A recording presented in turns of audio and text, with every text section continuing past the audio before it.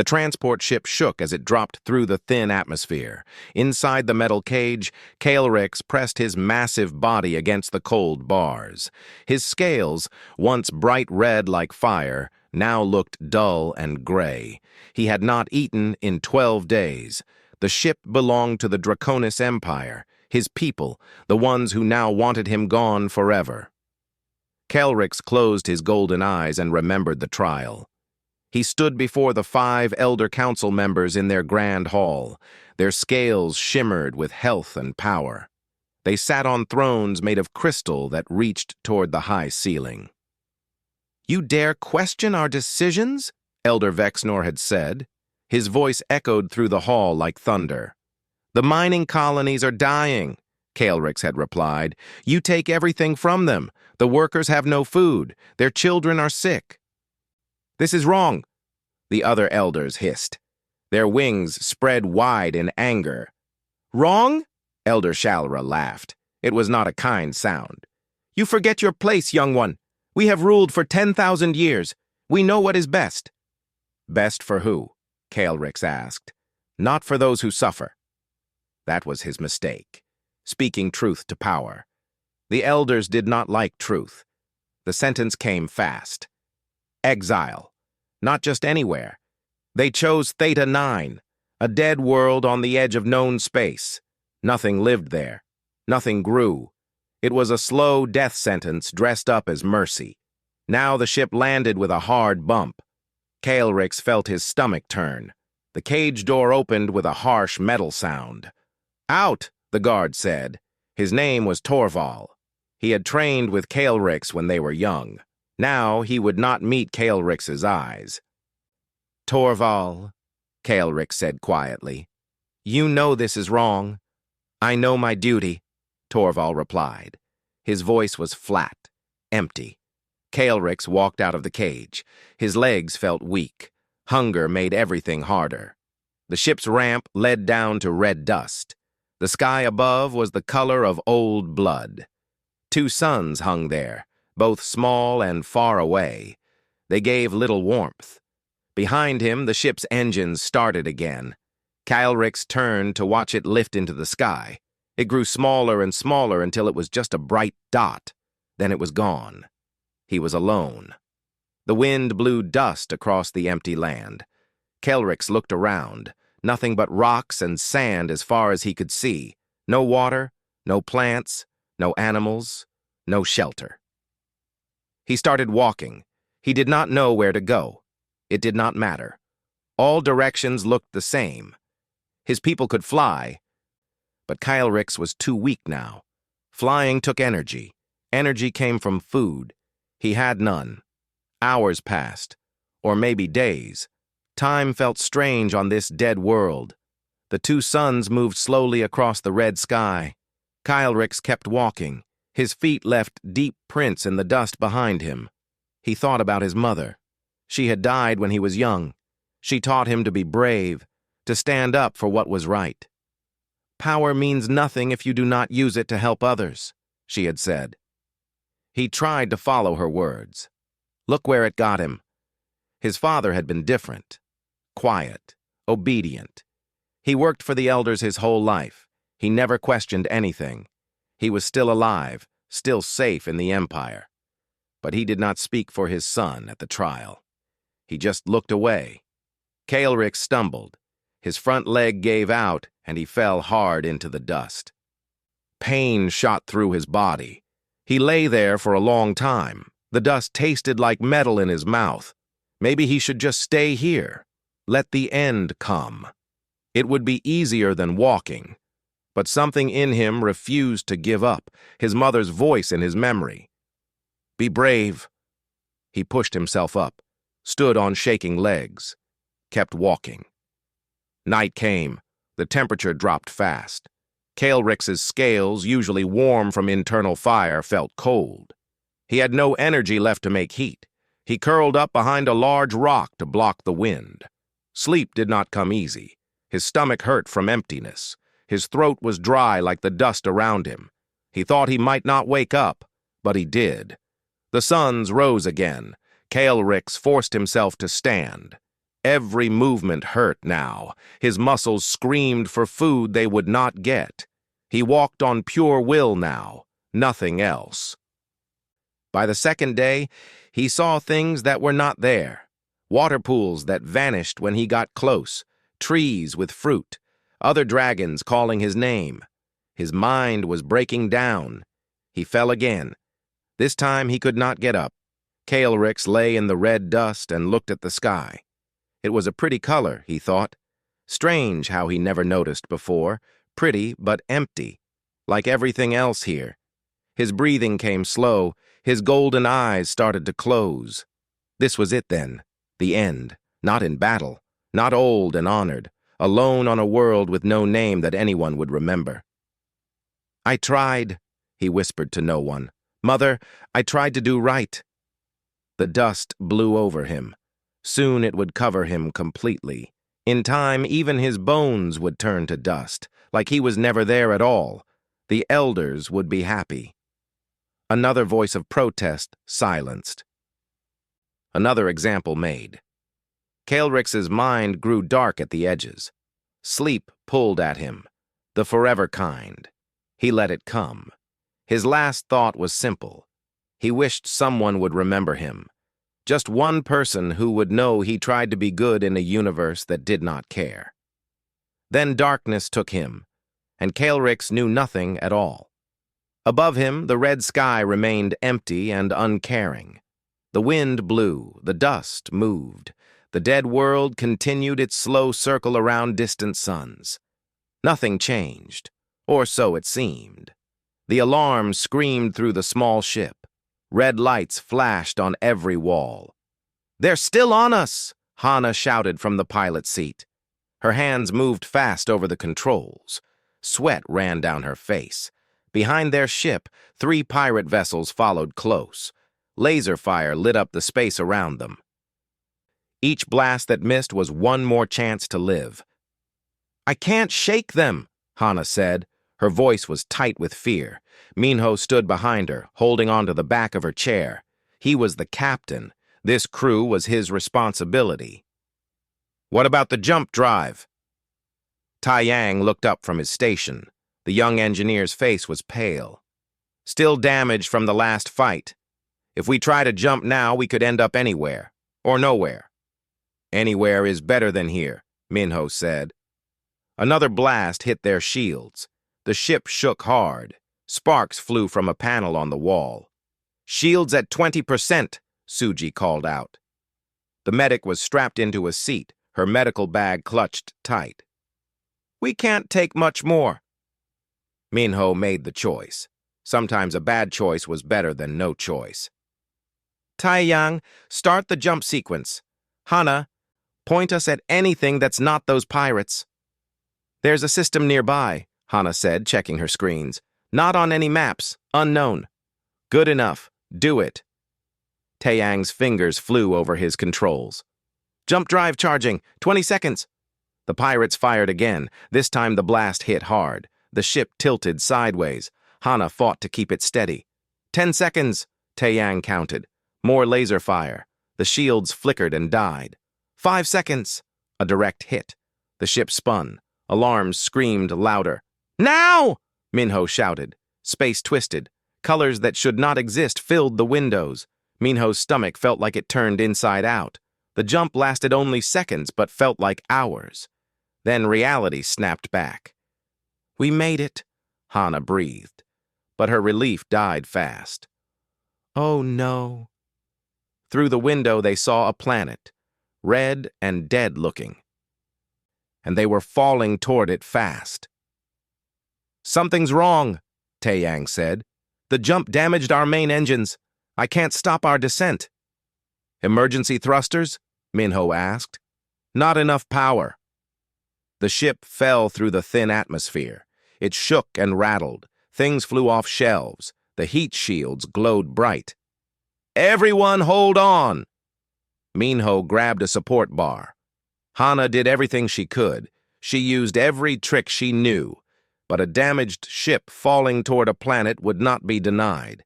They hit hard. The impact threw everyone forward against their straps. Metal screamed. Sparks exploded everywhere. The ship slid across red dust for what felt like forever before finally stopping. Silence. Then groaning. The sound of people checking if they were still alive. "Everyone okay?" Minho asked. His head hurt. He tasted blood in his mouth. "I think so," Suji said. She was already unstrapping, checking on the others. Hana nodded. "Bruised but breathing." Taeyang held his arm but said he was fine. Minho unbuckled and stood on shaky legs. "Taeyang, check the ship. How bad is it?" The engineer moved to his damaged station. Some screens still worked. Others were dark. "Bad. Really bad. Main engines are dead. Life support is holding but weak. Communications are out. We're stuck here." "For how long?" Suji asked. "Weeks. Maybe months. If we can even fix it at all with what we have." Minho closed his eyes. This was bad. Very bad. "What about this planet?" Hana asked. "Where are we?" Taeyang checked what sensors still worked. "Theta 9. It's in the database, but just barely. Listed as dead. No atmosphere worth breathing. No water, no life. Nothing useful." "Perfect," Hana said. "Just perfect." They spent the next hours checking damage and taking stock. The ship would keep them alive for a while. Life support worked. They had some food and water, but not enough. Not for months of repairs. "We need to ration everything," Suji said. She organized their supplies. "If we're careful, we can last maybe 6 weeks." "And if we can't fix the ship in 6 weeks?" Hana asked. No one answered. They did not need to.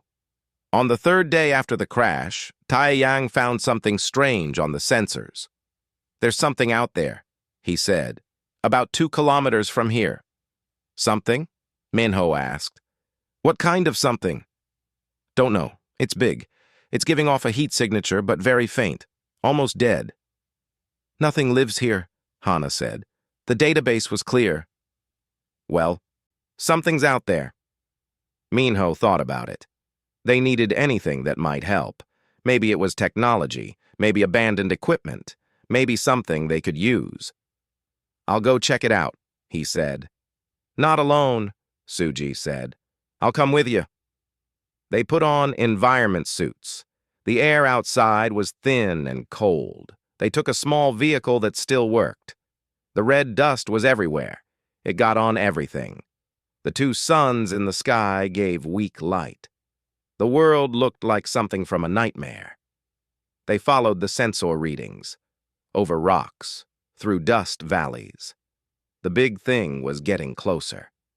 Then they saw it. "What is that?" Suji whispered. It was huge. At first, Minho thought it was a rock. But rocks did not have scales. Rocks did not have wings folded against their sides. Rocks did not have claws the size of his arm. "It's a dragon," he said. "An actual dragon." They moved closer, careful and slow. The creature lay still in the dust. Its eyes were closed. Its red scales were dull, covered in dirt. "Is it dead?" Suji asked. Minho watched for breathing. There, just barely. The chest moved up and down, very slow, very weak. "It's alive. Barely." They walked around it. The dragon was massive. Even lying down, it was bigger than their small ship, beautiful in a terrifying way. "Look at this," Suji said. She pointed to marks on the dragon's body. "These are shackle marks. And here, these scars. Someone hurt this creature." "Or imprisoned it," Minho said. "We should go back," Suji said. "This is not our problem." But Minho kept staring at the dragon. It was starving. He could see the bones under the scales. This was a creature left to die alone on a dead world. Someone had done this on purpose. "No," he said quietly. "We can't just leave it." "Minho," Suji said carefully. "We barely have enough food for ourselves. This thing, if it wakes up, could kill us all." "Look at it, Suji. Really look. Someone threw it away, left it to die. Does that seem right to you?" Suji looked at the dying dragon, then at Minho. No, she admitted. It doesn't. Then we help it. It's what humans do. We help. Even when it's stupid? Especially then. They stood in the red dust next to a dying alien dragon on a dead world at the edge of space and decided to do something kind. Sometimes that is all that matters. Getting water into the dragon's mouth was not easy. The creature was unconscious. Its jaw was shut tight.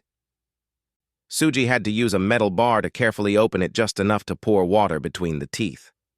"Careful," Minho said. "Those teeth could bite through steel." "I know," Suji replied. Her hands were steady despite her fear. This was what she did.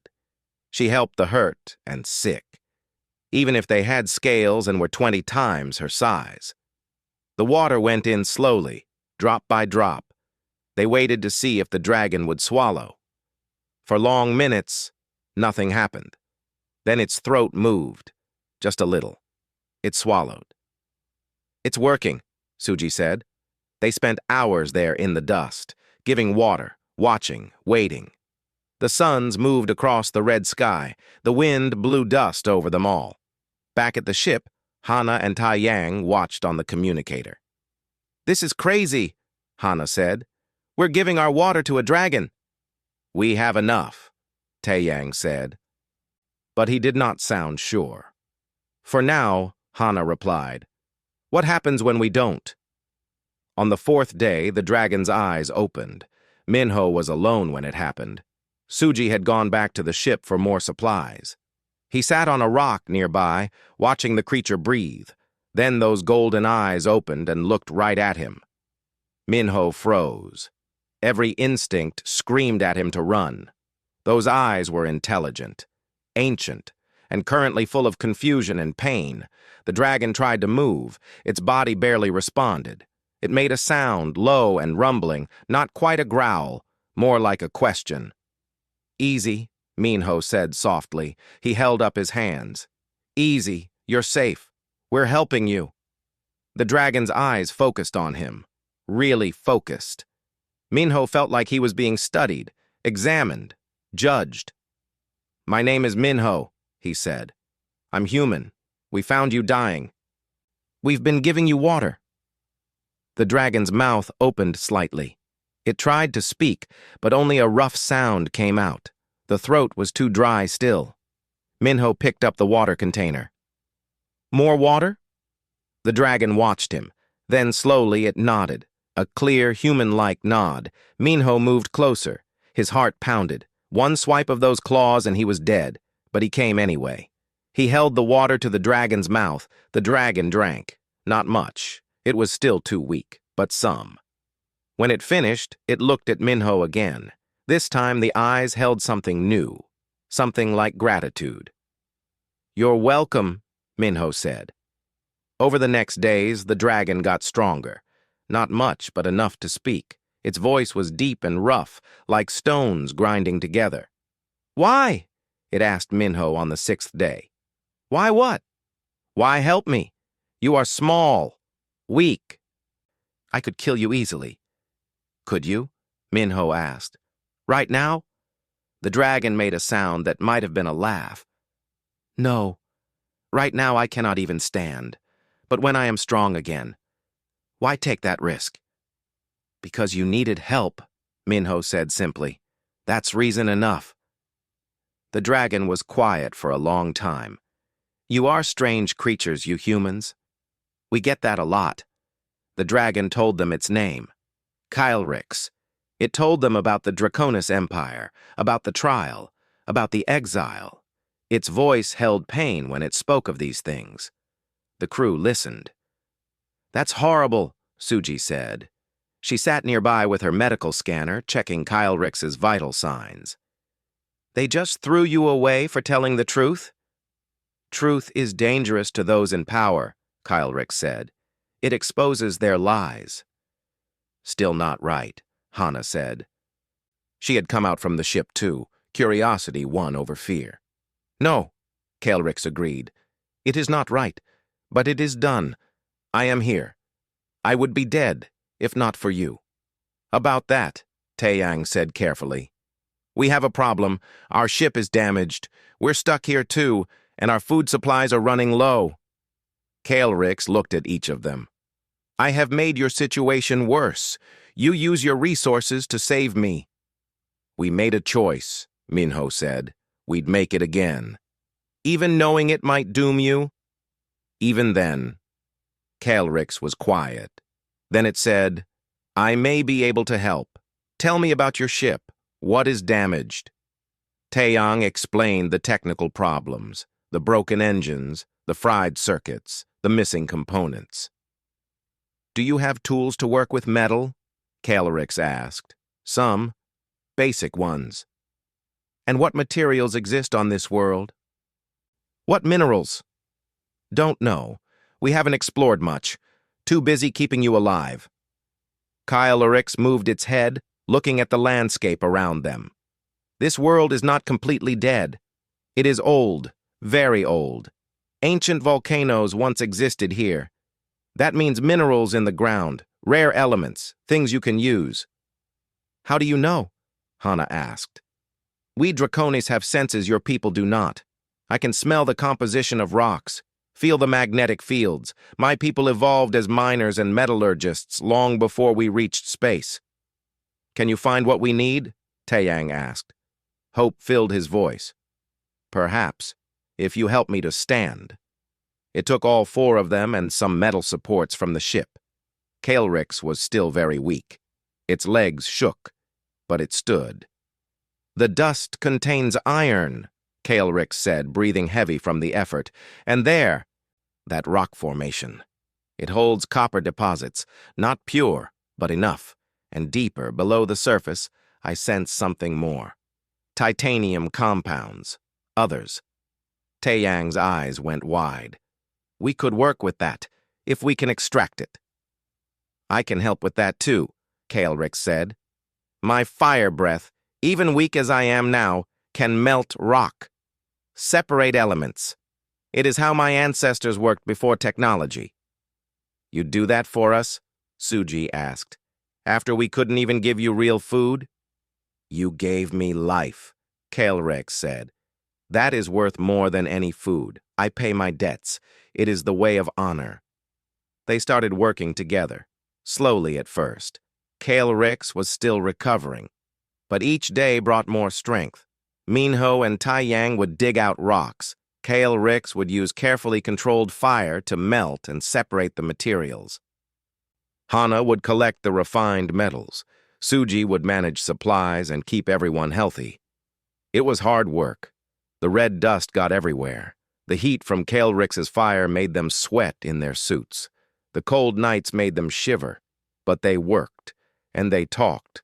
Kael'rix learned about Earth, about humanity's struggles and triumphs, about art and music and the million small things that made humans who they were. The crew learned about the Draconis Empire, about worlds they had never seen, about civilizations that rose and fell over thousands of years, about what it meant to have power and choose to speak against it. Your empire sounds terrible, Hana said one day. She was blunt like that. Parts of it are, Kael'rix agreed. Parts were beautiful once. My mother told me stories of earlier times, when the elders served the people instead of ruling them. But power corrupts. Time corrupts. They forgot the old ways. Happens to humans, too, Minho said. We're not so different, your people and mine. No, Kael'rix said, looking at the small humans working beside it. But you are different in important ways. You are weak alone, but you become strong together. You help those who cannot help themselves. These things my people have forgotten. 3 weeks after the crash, Taeyang installed the first repaired component into the ship's engine. It works, he shouted. The power flow is stable. They celebrated that night. Their rations were getting low, but they shared what they had. Even Kael'rix got a portion of their protein bars. It made a face, but ate them anyway. Terrible, the dragon said. But I have tasted worse in my life. They laughed together under the alien stars. A crew of humans and an exiled dragon on a dead world. finding hope in friendship. The sensor alarm woke them all at once. Harsh and loud in the early morning, Hana was at the controls in seconds. "We've got a ship entering orbit. No, wait, 3 ships." Minho felt his blood go cold. "The pirates, they tracked us." "That's impossible," Taeyang said. "The jump should have scrambled our trail." "Should have," Hana said. "Didn't." She pulled up the scanner display. "They're doing a search pattern. They haven't found us yet, but they will." Kael'ric stood outside the ship, watching the sky. Its keen eyes could see what the humans could not yet. 3 small dots moving among the stars. "How long until they find us?" Minho asked. "Hours. Maybe less if they get lucky." The crew gathered to think. This was bad. Very bad. The pirates had better weapons, better ships, more people, and the human crew was just 4 people with 1 damaged ship. "We could hide," Suji suggested. "Find a cave or canyon." "They'll find us eventually," Hana said. "These pirates don't give up. We've got something they want." "What?" Taeyang asked. "We're just a small exploration crew." "Our ship has a quantum scanner in it," Minho said. "Military grade. We borrowed it for the mission. They know we have it." "Borrowed," Hana said. "Is that what we're calling it now?" "Not the time," Minho said. "Point is, they want it, and they'll kill us to get it." Kael'ric entered the ship. Its head barely fit through the door. "Tell me about these pirates. How do they fight?" "Fast and mean," Hana said. "They've got beam weapons, missiles, battle armor. Their leader is named Jiho. He's known across 5 sectors as a killer." "This Jiho," Kael'ric said. "He has honor?" "Honor?" Hana laughed. It was not a happy sound. "He kills people for fun. Takes what he wants. Sells prisoners to slavers. No honor." Kael'ric's eyes narrowed. "Then I will not feel bad about killing him." "You?" Suji said. "You're still recovering. You can barely fly." "I do not need to fly to fight," Kael'ric said. "And I owe you a debt. These pirates threaten you. Therefore they threaten me." "We can't ask you to fight our battles," Minho said. "You do not ask. I choose." They heard the sound then. Engines, coming closer. "They found us," Hana said. 3 ships landed about a kilometer away, far enough to be safe from any traps, close enough to walk. Armed figures started coming out. Minho counted through the scope. 20, no, 25, all in combat armor, all carrying weapons. "This is going to be ugly," Taeyang said. "We need a plan," Minho said. "Fast." Kael'ric looked at the approaching pirates, then at the terrain. "This ground is mostly dust over rock, hard rock. You see that ridge to our north?" They looked. A line of rocks rose from the dust like broken teeth. "What about it?" Minho asked. "It is volcanic stone, very hard. But beneath the dust at its base, there are cracks, weak points. My fire could cause it to collapse." "A trap," Taeyang said. "You want to bury them." "Some of them, not all. But it would even the odds." "They're still coming," Hana said. "We need to decide now." Minho looked at his crew, at Kael'ric, at the approaching pirates, at their half-repaired ship that could not fly yet. "Okay," he said. "Here's what we do." The pirates walked in formation, professional, careful. Their leader, Jiho, was in the center, tall for a human, scarred face, cold eyes. He carried a plasma rifle, the expensive kind, the kind that could punch through a ship's hull. "Spread out," he told his people. "Watch for traps. These rats are desperate." They approached the crashed human ship. It looked abandoned. Doors open, no lights, no movement. "Too easy," said one of the pirates. Her name was Yuri. She was Jiho's second. "Maybe they ran," another said. "Saw us coming and fled into the waste." "With what?" Jiho said. "On foot? In this air? They're here somewhere. Find them." That's when Kael'ric stepped out from behind the ship. The pirates froze. Several weapons came up, but no one fired. They were too shocked. "What the hell is that?" Yuri whispered. "A dragon," Jiho said. His voice was steady, but his eyes were wide. "An actual draconis dragon." Kael'rix stood at full height, still weak but looking strong, looking dangerous. Its scales caught the light, its wings spread just enough to block the ship from view. "You should leave," Kael'rix said. Its voice carried across the dust. "Now, while you still can," Jiho laughed. "It's just one creature. We've got numbers. Fire!" 25 weapons opened up at once. Beam weapons and projectiles filled the air. The sound was deafening, but Kael'rix was already moving, fast, faster than something that big should move. It dodged left, then right. Some shots hit, burning scales, but Kael'rix kept moving. It breathed fire, not a huge blast. Kael'rix was still too weak for that, but enough. A stream of white-hot flame that turned sand to glass and sent pirates diving for cover. "Keep firing!" Jiho screamed. "Bring it down!" That's when the humans struck. Minho and Hana came from the sides. They had taken positions behind rocks during the distraction. They fired their small weapons. Not powerful, but accurate. 2 pirates went down, then 3 more. "Behind us!" Yuri shouted. The pirates tried to regroup, but Kael'rix kept their attention forward. It charged into their formation, claws raking. Its tail swept 3 pirates off their feet. Chaos. Beautiful, terrible chaos. "Fall back!" Jiho ordered. "To the ridge!" The pirates ran, exactly where Kael'rix wanted them to go. They reached the stone ridge and took cover.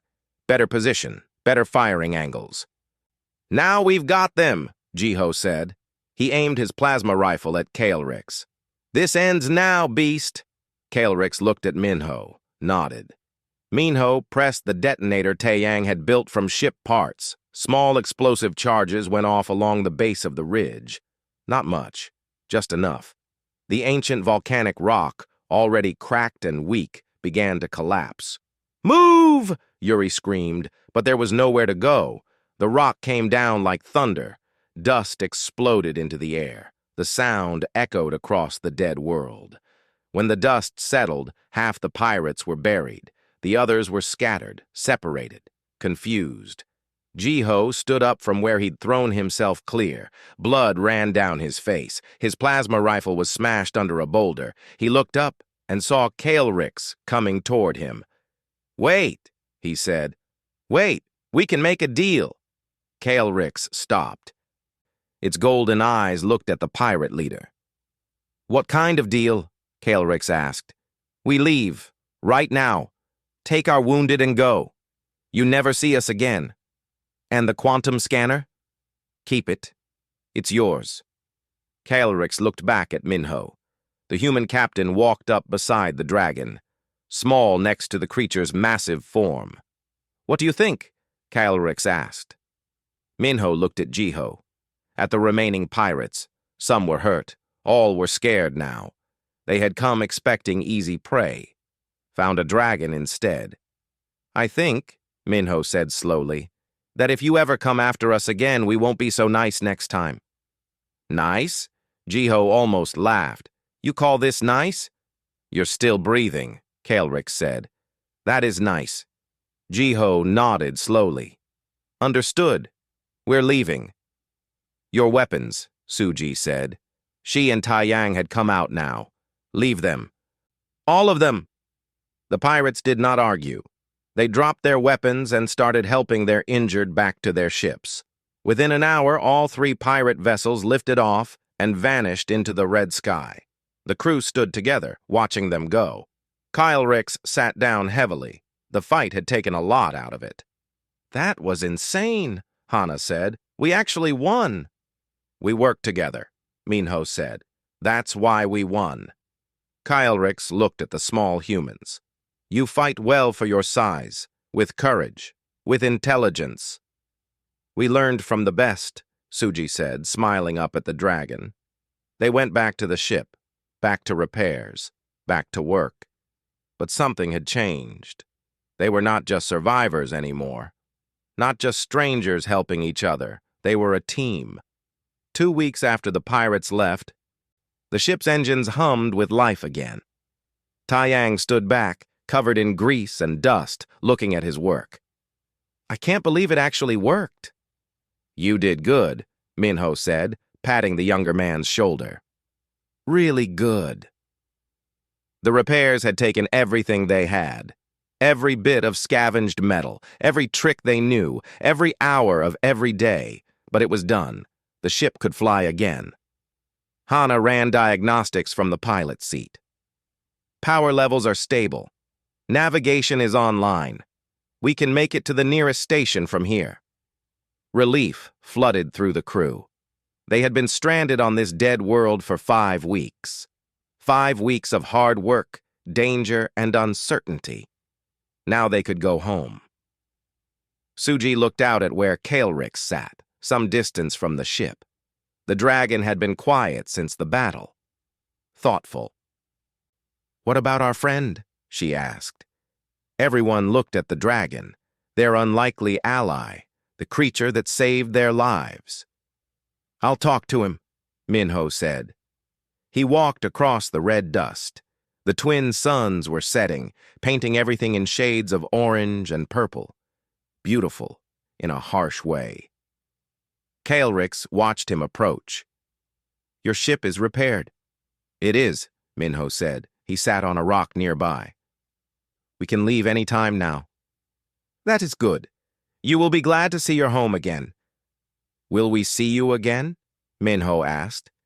Kaelrix was quiet for a long moment. "I do not know. I am still exiled. I have no home to return to. This world was meant to be my grave." "It doesn't have to be." The dragon looked at him. "What do you mean?" "Come with us," Minho said simply. "Join our crew. I am not human. I am barely tolerated in civilized space." "You're our friend. That matters more." "Your ship is small. I barely fit through the doors." "We'll make it work. Taiyang loves a challenge." Kaelrix made a sound that might have been a laugh.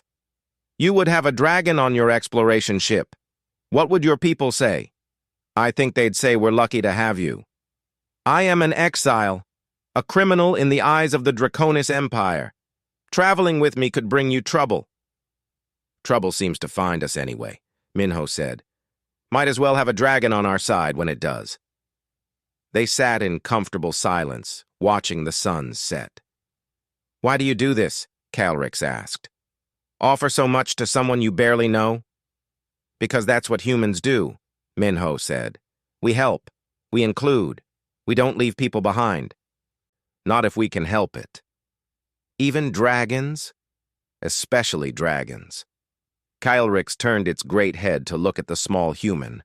"I have lived for 300 of your years. I have seen empires rise and fall. I have witnessed great beauty and terrible cruelty. But I have never met beings quite like you humans."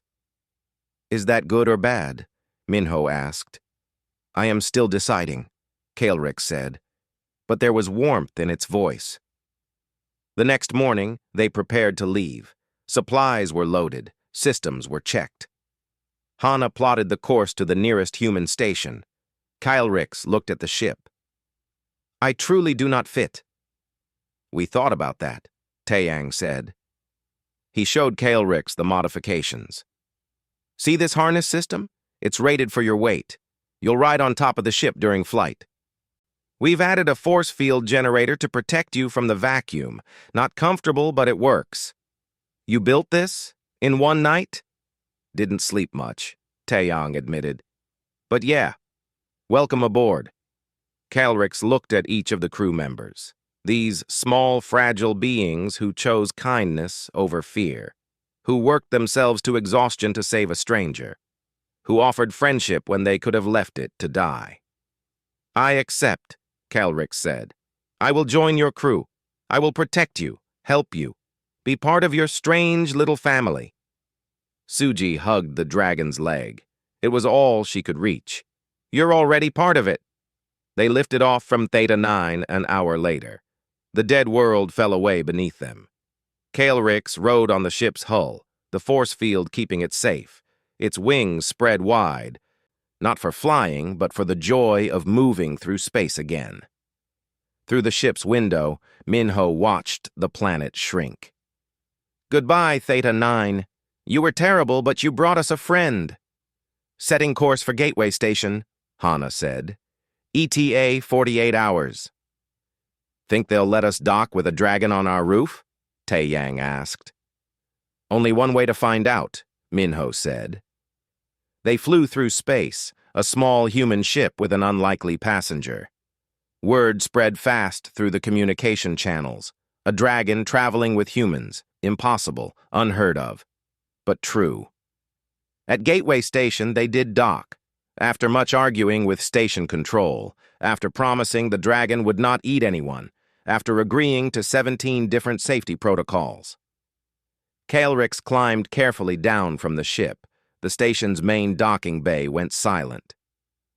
Hundreds of beings from dozens of species stopped to stare.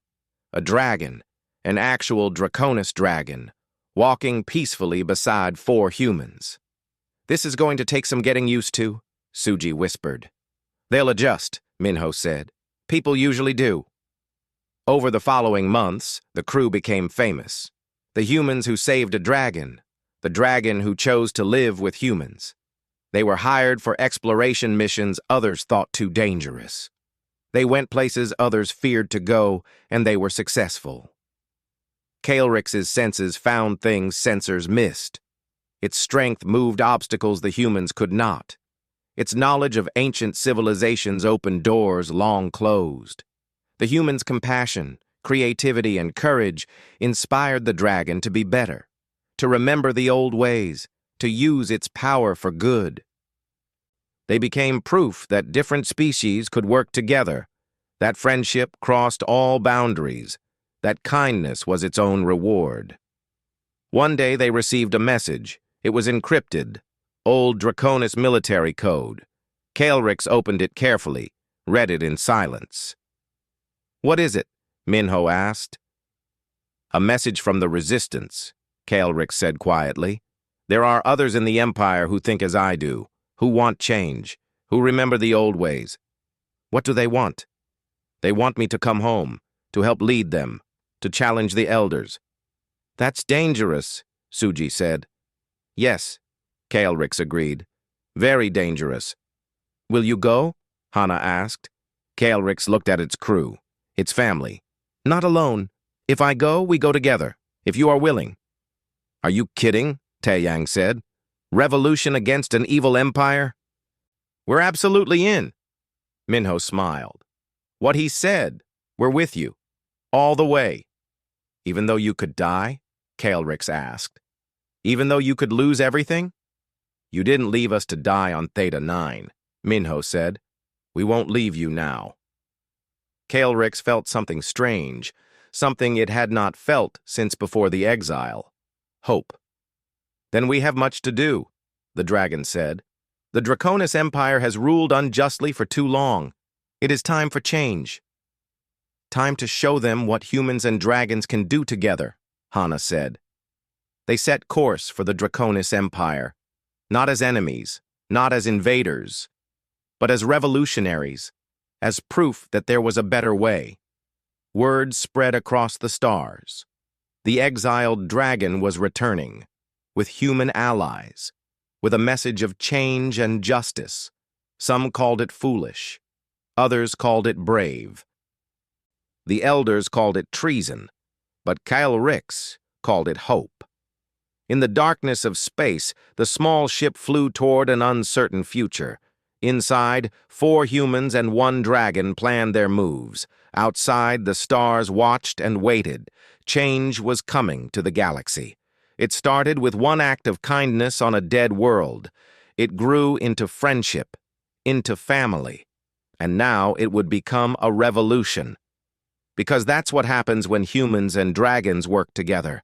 When compassion meets power, when the weak protect each other and become strong, the galaxy would never be the same. And perhaps that was a good thing. Kaelrix looked at its crew, its family, its fellow revolutionaries. "Thank you," the dragon said. for giving me back something I thought was lost forever." "What's that?" Suji asked. "A reason to hope." They flew on. Toward danger and uncertainty, toward challenges and battles yet to come. But they flew together, and that made all the difference. The stars watched as the small ship disappeared into the vast darkness. Just one ship, just 4 humans and 1 dragon. But sometimes that's all it takes to change everything. The story of the exiled dragon and the humans who saved it would be told across 1,000 worlds. Children would hear it and dream. The oppressed would hear it and hope. The powerful would hear it and fear. Because it proved something important, something revolutionary, something true. That kindness is the strongest force in the universe. That friendship knows no boundaries. That the smallest act of compassion can change the course of history. A dragon was cast out to die alone, but humans found it, saved it,